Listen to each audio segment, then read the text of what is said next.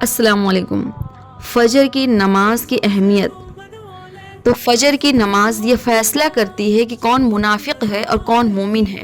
جو منافقت رکھتے ہیں، جو لوگ منافق ہوتے ہیں، اللہ پاک ان کے بارے میں فرماتے ہیں کہ منافق کبھی فجر کی نماز اور عشاء کی نماز میں دکھائی نہیں دیں گے، کیونکہ حدیث کے الفاظ ہیں اثقل الصلاۃ علی المنافقین صلاۃ الفجر و صلاۃ العشاء۔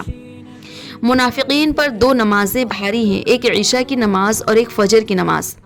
ایک روایت میں آتا ہے کہ منافقوں کے سر فجر کی نماز اور عشاء کی نماز میں بھاری ہو جاتے ہیں۔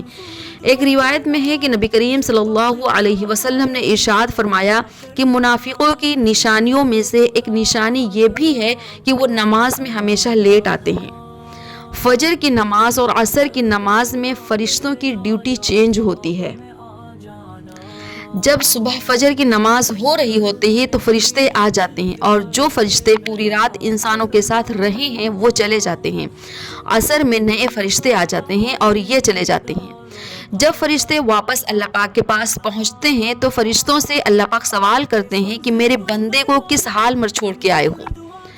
تو فرشتے اللہ پاک کو جواب دیتے ہیں کہ اے اللہ، میں جب ان کے پاس گیا تھا تب بھی وہ نماز پڑھ رہے تھے، جب انہیں چھوڑ کر آیا ہوں تب بھی وہ نماز پڑھ رہے تھے۔ تو اللہ پاک فرشتوں سے کہتے ہیں کہ اس بات کا گواہ رہنا کہ یہ نمازی ہیں، میں نے انہیں معاف کیا۔ فجر اور عشاء کی نماز مومن کے لیے بہت راحت بخش نماز ہے۔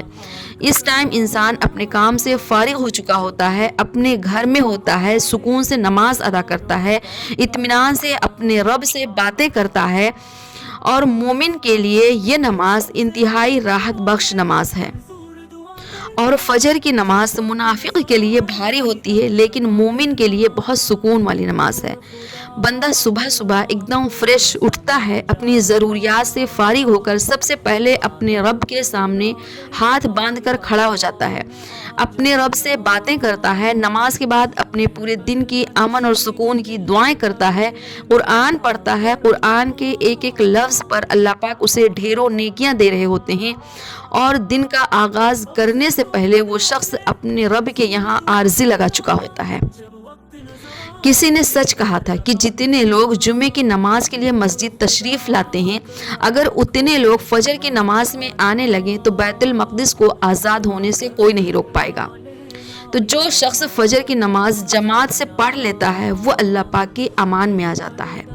تو اس لیے ہمیں اپنے اللہ رب العزت سے دعا ہے کہ اے اللہ، ہم سب کو، تمام مسلمانوں کو 5 وقت نماز کا پابند بنا۔ آمین ثم آمین۔